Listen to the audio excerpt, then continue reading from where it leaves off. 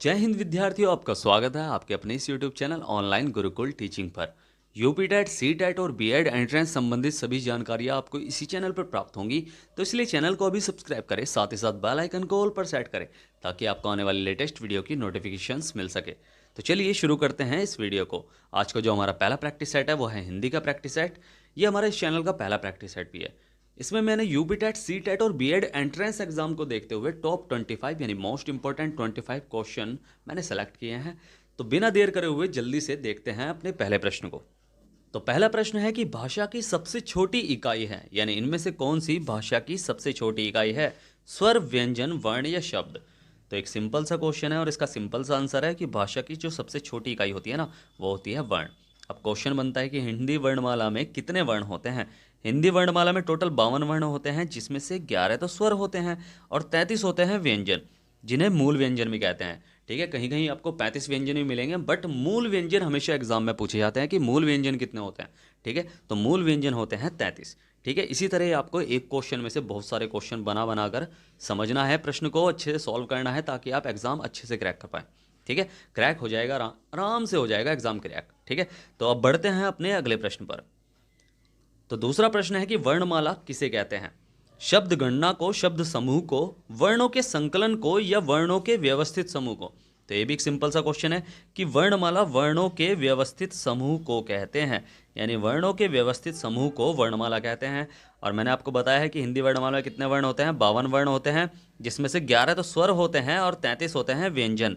इन स्वर और व्यंजन के अंदर भी ह्रस्व स्वर और दीर्घ स्वर होते हैं। व्यंजन में स्पर्श, अंतस्थ और ऊष्म होते हैं। तो ये भी हम आगे पढ़ेंगे। ठीक है, तो अब बढ़ते हैं अपने अगले प्रश्न की तरफ। तो तीसरा प्रश्न है कि य र ल व व्यंजनों को कहा जाता है, यानी क्या कहते हैं य र ल व व्यंजन? स्पर्श व्यंजन, अंतस्थ व्यंजन, ऊष्म व्यंजन या उपयुक्त में से कोई नहीं। ठीक है, तो य र ल व व्यंजन जो कहलाते हैं वो कहलाते हैं अंतस्थ व्यंजन।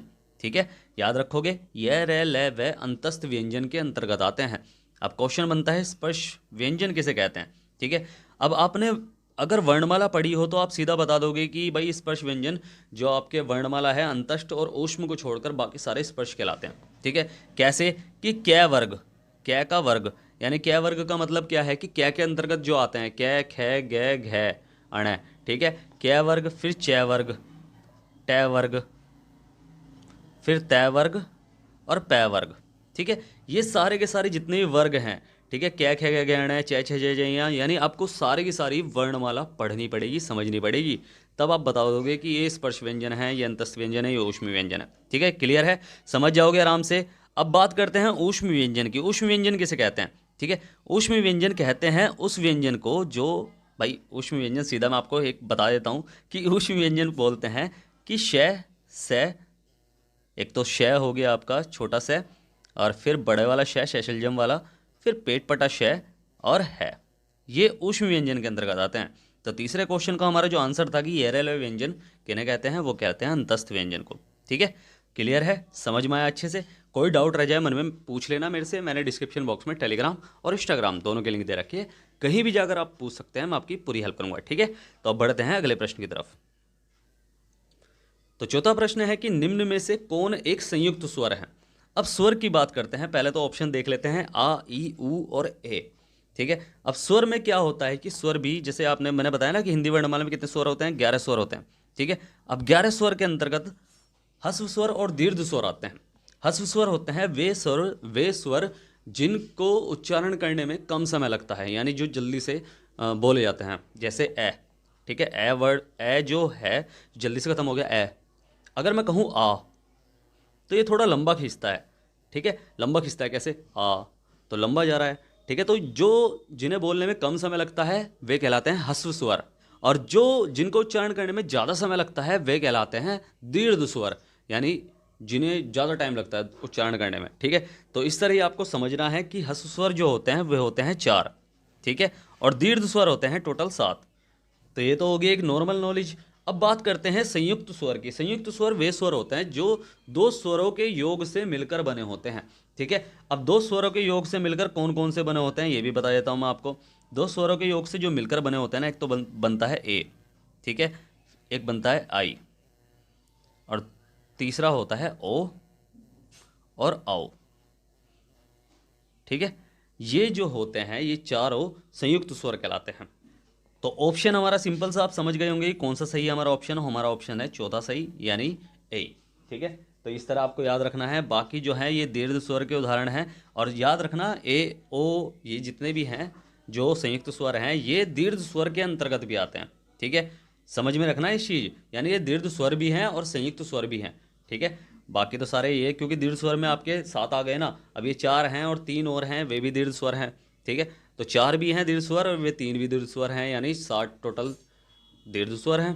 ठीक है, तो ये दीर्घ स्वर के अंतर्गत भी आते हैं और संयुक्त स्वर के अंतर्गत भी आते हैं। ठीक है, समझ गए?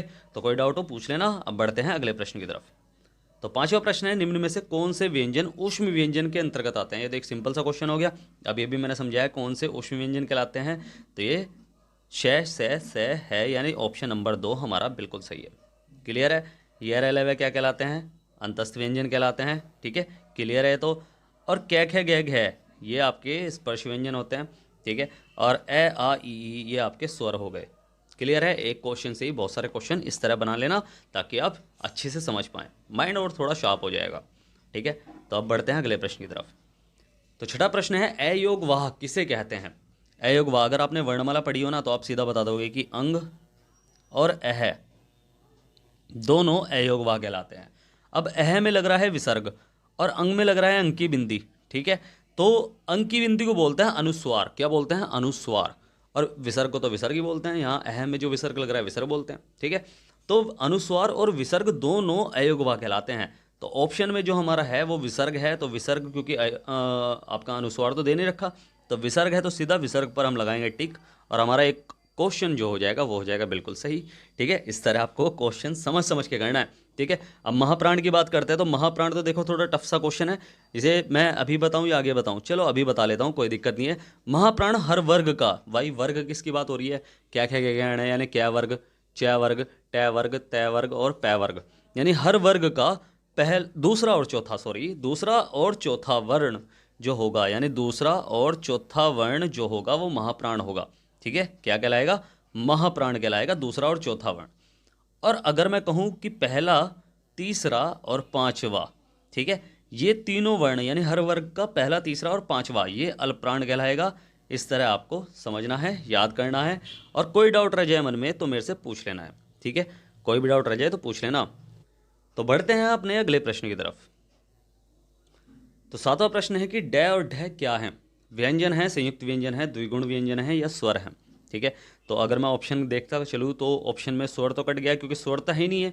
अब संयुक्त व्यंजन भी नहीं है ये, क्योंकि संयुक्त व्यंजन में आपके आते हैं, एक तो अक्ष आता है, एक श्रेय आता है, ठीक है, और एक त्रय आता है, और एक आता है आपका, और कौन सा रह गया? बस श्रेय ये हो गया, और अज्ञेय यानी क्या नहीं हो गया।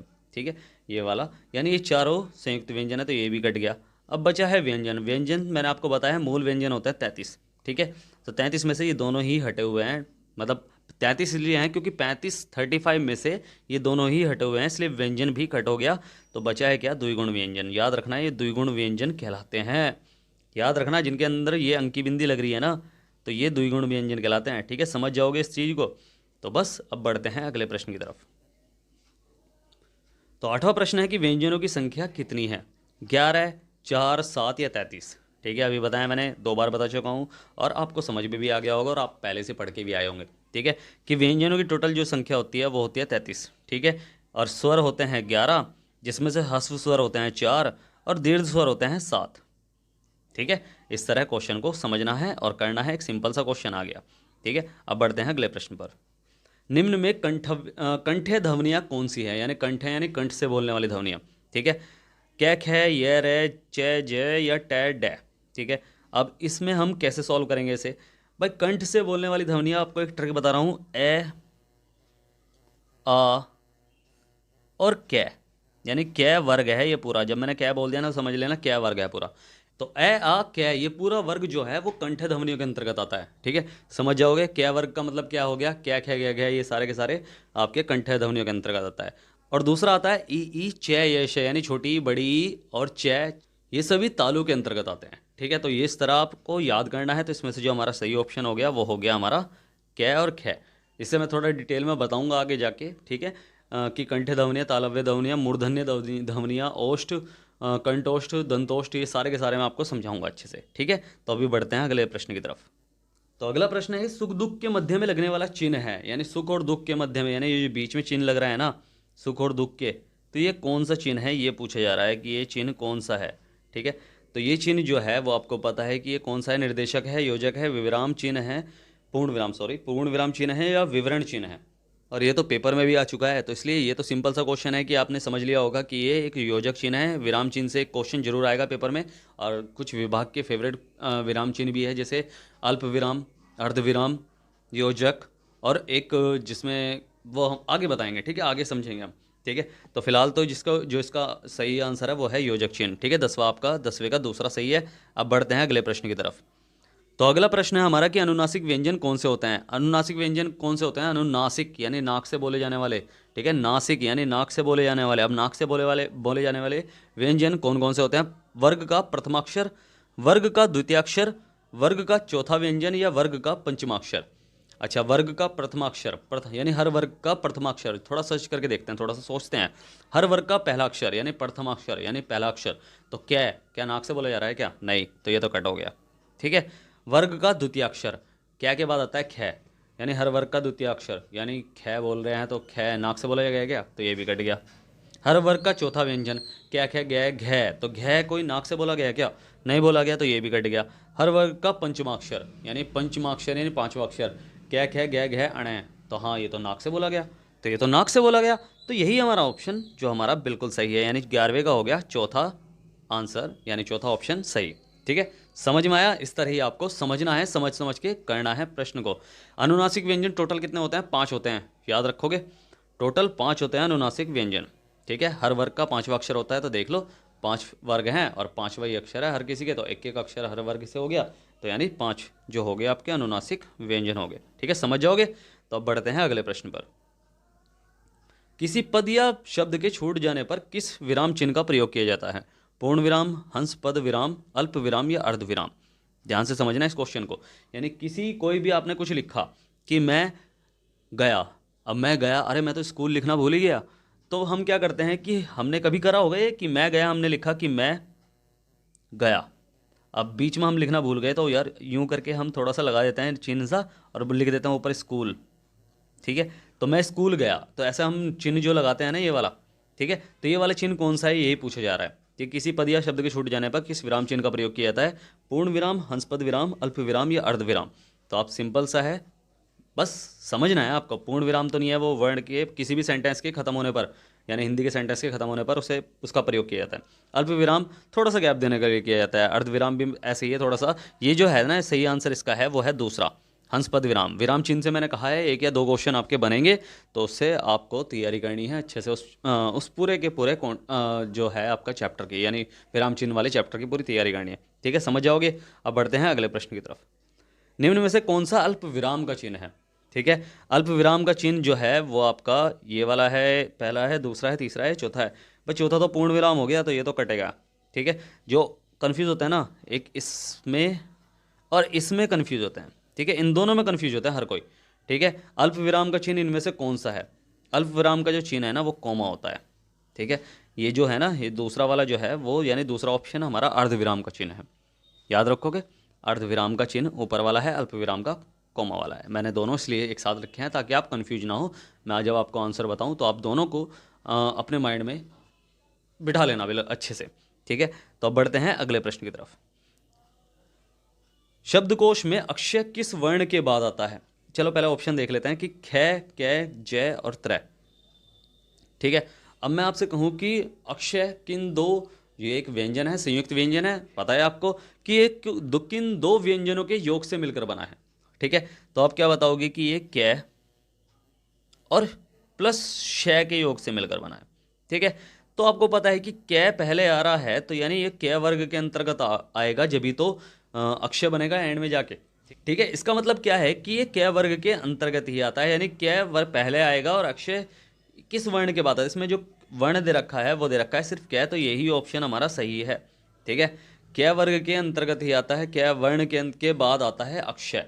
ठीक है, या अगर आप हिंदी शब्दकोश ध्यान से पढ़ोगे तो आप इसका आंसर थोड़ा डिटेल में जान पाओगे। ठीक है, डिटेल में अगर आपको जानना है तो आपको वो पढ़ना पड़ेगा। कहते हैं ना, बिना पढ़े कुछ नहीं मिलेगा। ठीक है, तो पढ़ना तो पड़ेगा ही। ठीक है, तो अब बढ़ते हैं अपने अगले प्रश्न की तरफ। तो 15वां प्रश्न है हमारा कि निम्नलिखित में से कौन सा समूह ओष्ठ्य ध्वनियों का है। ठीक है, मैंने आपको बताया कि कंठ्य ध्वनि कौन सी होती है, ए आ कै। ठीक है, और उसके बाद आज थोड़े से सारे ऑप्शन देख लेते हैं। ठीक है, ऊ पै आ कै, तो आ कै तो कट गया, ए आ कै तो ये कंठ्य का हो गया। ठीक है, ऋषि टै रै शय, यानी ऋषि, ऋषि भाई ऋषि वाला होता है ना कि ऋषि टै रै और पेट पटा शय, तो ये तो किसका है, मूर्धन्य का है। ठीक है, टै यानी पूरा टै का वर्ग कह रहा है, यानी पूरा टै का वर्ग जो है, यानी पूरा टै का वर्ग जो है वो आपका मूर्धन्य कहलाता है। ठीक है, याद रखोगे मूर्धन्य। लय तय ये आते हैं दंत के अंदर, क्या आते हैं, दंत। ठीक है, दंत्य बोल देते हैं कभी, दंत्य। ठीक है, दंत्य के अंतर्गत आते हैं। अब बचा है ऊ पै, यानी छोटा ऊ, बड़ा ऊ और पै, पै वर्ग पूरा का पूरा, ये कहलाते हैं औष्ठ। ठीक है, इस तरह आपको याद रखना है। सारे आप अच्छे से याद करोगे तो आप आराम से कर लोगे। इससे रिलेटेड भी क्वेश्चन, ये तो बहुत बढ़िया बढ़िया आते हैं इनसे रिलेटेड क्वेश्चन तो। ठीक है, आप आराम से कर लोगे। आपको थोड़ा अपने लिए जगह बनानी है तो आपको याद तो करना पड़ेगा। ठीक है, तो 15वें का हो गया ऑप्शन नंबर पहला सही। अब बढ़ते हैं अगले प्रश्न पर। देवनागरी वर्णमाला में कुल कितने वर्ण होते हैं। ठीक है, देवनागरी सुन के कन्फ्यूज नहीं होना, यानी हिंदी वर्णमाला का ही बात कर रहे हैं ये। तो ये टोटल कितने वर्ण होते हैं, 52 वर्ण होते हैं। 48, 49, 52 या 55, तो टोटल होते हैं 52 वर्ण। और यही हमारा ऑप्शन जो है बिल्कुल सही है। ठीक है, कोई डाउट है मन में तो पूछ लेना। ठीक है, तो अब बढ़ते हैं अगले प्रश्न पर। इनमें से महाप्राण ध्वनियाँ कौन सी है। ठीक है, कै खे गे या च। मैंने क्या कहा था कि महाप्राण ध्वनियाँ कौन कौन सी होती हैं, प्रत्येक वर्ग का दूसरा और चौथा वर्ण महाप्राण कहलाता है। मैंने हमेशा क्या कर रखा है, अगर मैं याद करता हूँ ना तो मैं क्या याद करता हूँ कि महाप्राण और अघोष को याद कर लेता हूँ। ठीक है, अघोष और महाप्राण को, क्योंकि महाप्राण अगर मेरे याद हो गया कि दूसरा चौथा है तो बस दूसरे चौथे को छोड़कर बाकी सारे हो गए अल्पप्राण। ठीक है, इसी तरह ही अगर मैं अघोष याद करता हूं तो अघोष का मतलब हो गया कि उसके अंतर्गत आते हैं कि हर वर्ग का पहला और दूसरा, तो अघोष का पहला दूसरा और महाप्राण का दूसरा चौथा, ऐसे करके याद कर लेता हूं मैं। ठीक है, इससे थोड़ा मुझे आसानी होती है, अघोष पहला दूसरा, दूसरा चौथा महाप्राण। ठीक है, इस तरह ही आपको याद करना है। ठीक है, ऐसे ही कर सकते हो आप याद, बस मैंने आपको अपना बताया। महाप्राण जो होता है हर वर्ग का दूसरा और चौथा होता है, तो दूसरा और चौथा वर्ण महाप्राण कहलाता है। तो महाप्राण हर वर्ग का दूसरा देख लो, कै तो पहला है, खे खे दूसरा है, कोई और ऑप्शन तो नहीं देख रहे हैं, देख लो, चेक कर लो, कै खे गे ये तो तीसरा हो गया, और च भी पहला हो गया हर वर्ग का, यानी पहले वर्ग का च पहला ही है। ठीक है, तो यानी हमारा सही ऑप्शन क्या है, सही ऑप्शन हमारा दूसरा यानी खे। इस तरह तैयारी करोगे तो 100% सीटेट हो, यूपीटेट हो या बीएड हो, एंट्रेंस एग्ज़ाम सब क्लियर हो जाएगा। ठीक है, मैंने कहा हुआ है, कोई भी डाउट हो पूछ लेना मेरे से। अब बढ़ते हैं अगले प्रश्न पर। इनमें से अघोष ध्वनियाँ कौन सी है, यानी हमारा 18वां प्रश्न है कि इनमें से अघोष ध्वनियाँ कौन सी है। अभी अघोष की बात की है तो तुरंत अघोष का क्वेश्चन भी आ गया। अघोष ध्वनियाँ किसे बोलते हैं, हर वर्ग का पहला दूसरा अघोष कहलाता है। मैंने बताया था ना, हर वर्ग का पहला दूसरा अघोष कहलाता है। तो पहला दूसरा अघोष ध्वनि हो गई, तो हर वर्ग का पहला और दूसरा देख लो।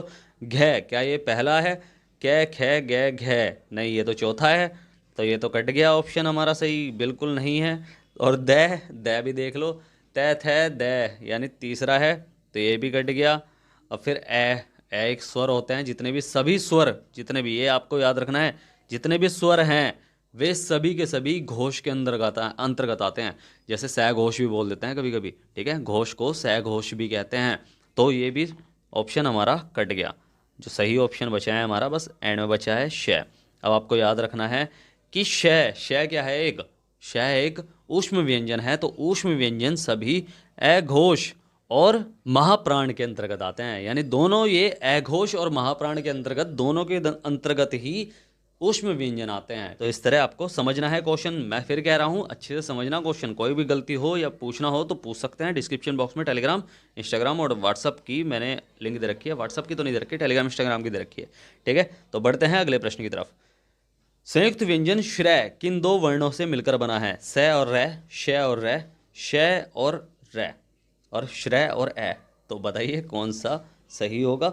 तो इसका जो सही ऑप्शन होगा वो होगा श और रै को मिलकर श्रय बना है। ठीक है, ये क्वेश्चन पेपर में बहुत आएंगे। एक तो ये वाला, ये दो के योग से मिलकर बना है, और एक ये वाला। ठीक है, दोनों के दोनों हर बार क्वेश्चन पूछे जाते हैं। ये तो बिल्कुल फेवरेट क्वेश्चन है विभाग के, तो याद करने हैं अच्छे से। अब बढ़ते हैं अगले प्रश्न की तरफ। तो कै प्लस छः मिलकर क्या बनेगा? कक्ष, अक्षय, कश या क्रश? तो ये तो सिंपल सा क्वेश्चन है और सिंपल सा आंसर भी है इसका कि अक्षय बनेगा। ठीक है, तो बढ़ते हैं अगले प्रश्न पर। ऋषि वर्ण का उच्चारण स्थान है कंठ है, तालव्य, मूर्धन्य है, ओष्ठ है। तो मैंने आपको बताया कंठ क्या होते हैं, ए, आ और कै वर्ग पूरा कंठे का है। ठीक है, कै वर्ग पूरा कंठे का है।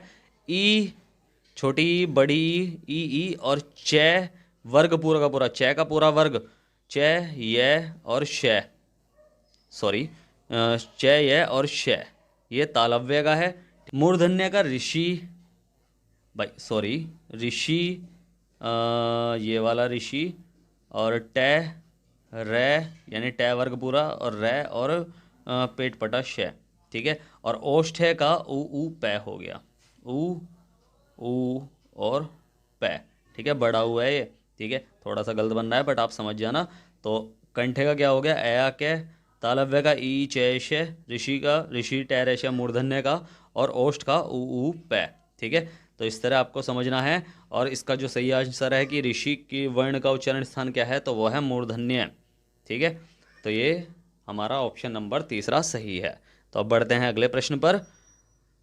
तो 22वां प्रश्न है, मूल व्यंजन के कितने भेद होते हैं? 5, 3, 4 या 2? मूल व्यंजन जो होते हैं वो 25 और 4 यानी 8, तो 33 होते हैं टोटल मूल व्यंजन।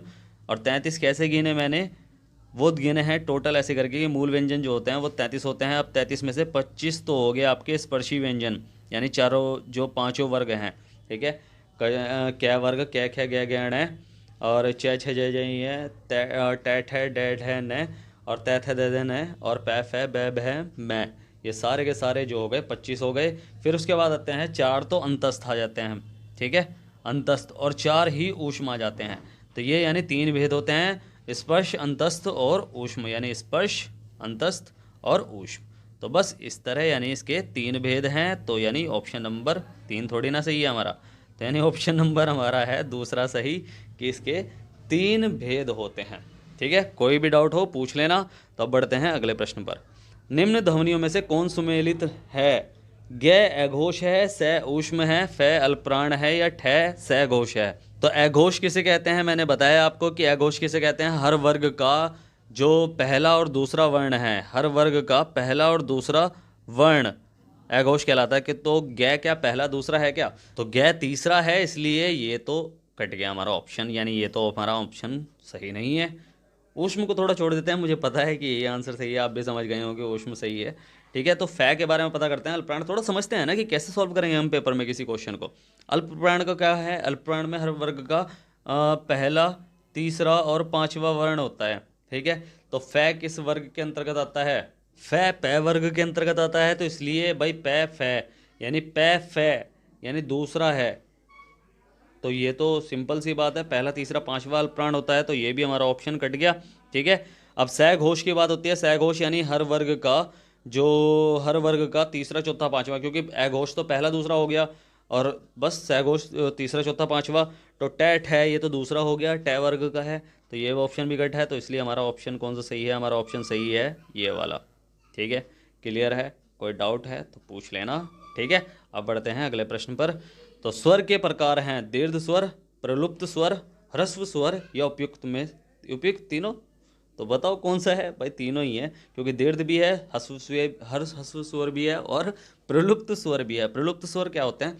भाई दीर्घ स्वर तो वे होते हैं जिनके उच्चारण में अधिक समय लगता है। ठीक है, यानी इनकी संख्या 7 है टोटल, मैं सीधा बता रहा हूँ। ह्रस्व स्वर जो होते हैं वे आपके 4 होते हैं, ए, ई, ऊ और ऋषि। ठीक है, ए, ई यानी छोटी ई, छोटा ऊ और ऋषि। ठीक है, ह्रस्व स्वर 4 होते हैं, दीर्घ स्वर होते हैं 7, यानी 4 को छोड़कर बाकी 7 दीर्घ स्वर हैं। और प्रलुप्त स्वर वे होते हैं जिनको उच्चारण करने में ज़्यादा समय लगता है। यानी कैसे कि जिसे लिखा जाता है राम, ओम, तो ये लंबे खिंच रहे हैं और ज़्यादा, तो इन्हें उच्चारण करने में और ज़्यादा समय लग रहा है, तो इसलिए ये प्रलोभ स्वर की श्रेणी में आते हैं। ठीक है, तो तीनों हमारा जो ऑप्शन यानी उपयुक्त तीनों हमारा ऑप्शन चौथा सही है। ठीक है, कोई भी डाउट हो पूछ लेना। अब बढ़ते हैं अगले प्रश्न की तरफ, और ये हमारा लास्ट प्रश्न है। हिंदी से ठीक पहले की भाषा थी, यानी हिंदी के से ठीक पहले, भाई हिंदी का जो विकास हुआ है, भाई सबसे सिंपल सी बात है, सबसे प्राचीन बात है, संस्कृत में आती है। संस्कृत के बाद कौन सी आई, उसके बाद कौन सी आई, उसके बाद कौन सी आई, और उसके बाद हिंदी आई। तो हिंदी से ठीक पहले कौन सी थी, ये हमें बताना है। ये ऑप्शन आपका होमवर्क भी है। ठीक है, क्या है आपका होमवर्क है, ये क्वेश्चन जो है वो आपका होमवर्क है। HW डाल दिया मैंने इसका। इस पर आप रिसर्च करेंगे, ताकि आप रिसर्च करेंगे ना, देखो ये याद करने का तरीका होता है। जब आप बीएड करोगे ना, तो आपको रिसर्च करने के लिए दिए जाएंगे, असाइनमेंट दिए जाएंगे। तो इसलिए ये मेरी तरफ से आपको असाइनमेंट है, इसको सर्च करो, सही क्रम जानो। हिंदी भाषा के विकास का सही क्रम क्या है, पहले कौन सी थी, फिर उसके बाद कौन सी है, फिर उसके बाद कौन सी है, फिर उसके बाद कौन सी है।